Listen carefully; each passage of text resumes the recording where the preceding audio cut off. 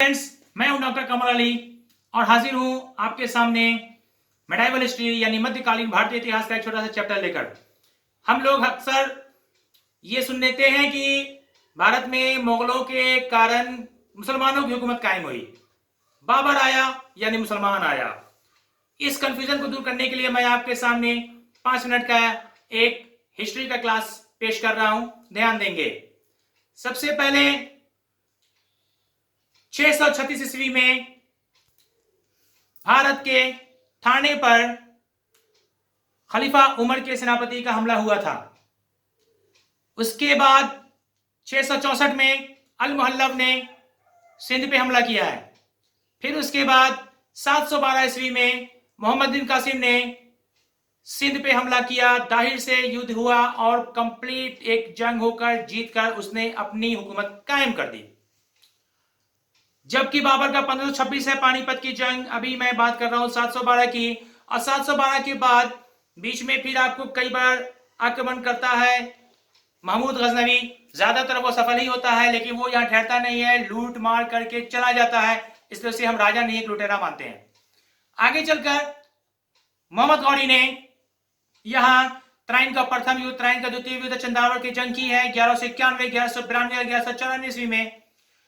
इसके बाद उसकी हुकूमत हो जाती है दिल्ली राजस्थान पर, लेकिन वो अपने सेनापति कुतुबुद्दीन ऐबक के हवाले सेना को और उसकी हुकूमत को अपने जीते हुए क्षेत्र को देकर वापस गौर चला जाता है।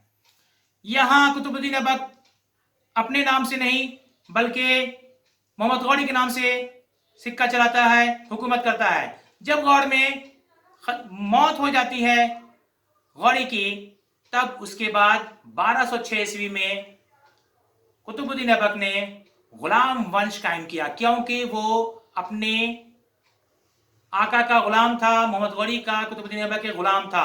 और यहां से गुलाम का गुलाम ही चलता है, इसलिए हम गुलाम वंश कहते हैं। अब यहां मैं आपको एक लिस्ट दिखाता हूं, इस लिस्ट पर आप ध्यान देंगे। गुलाम वंश 1206 में बना तो ये 1290 ईस्वी तक रहता है। फिर दूसरा खिलजी वंश आता है जो 1290 से 1320 ईस्वी तक है। उसके बाद तुगलक वंश 1320 से 1413 ईस्वी तक है। उसके बाद सैयद वंश 1414 से 1451 ईस्वी तक है। उसके बाद लोधी वंश 1451 से 1526 ईस्वी है।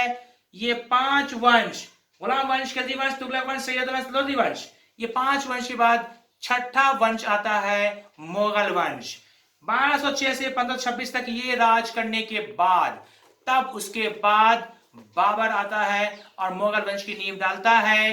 हालांकि बाबर मुगल नहीं था, ये मैं आपको दूसरे वीडियो में समझा चुका हूं। और जो नींव बाबर डालता है वो बीच में थोड़ा ब्रेक भी लगता है, क्योंकि शेर शाह का खानदान जो है वो अलग है, मुगल नहीं है। और अंग्रेजों के साथ जो सबसे बड़ी जंग है सिपाही विद्रोह 1857 की, वहां तक मुगल वंश कायम रहता है। इस तरह से हम देखते हैं कि मुसलमानों की आमद यहां बहुत पहले हो चुकी थी। इसलिए आप सही ज्ञान इकट्ठा करें, और ये जो ज्ञान आपको मैं दे रहा हूं ये हम लोग 7वीं क्लास में पढ़े हैं। आप पूरे भारत में छात्रगण, स्टूडेंट्स इसे 7th क्लास में पढ़ रहे हैं। अफसोस की बात है कि बाद में लोग अपने पढ़े हुए ज्ञान को भूल जाते हैं और गलत सलत जानकारी जाहिलों के द्वारा जो दी जाती है उसे ही याद रखते हैं। इसलिए मैं आपको कहूंगा कि ज्ञान इकट्ठा करें। ओके, बाय, खुदा हाफिज।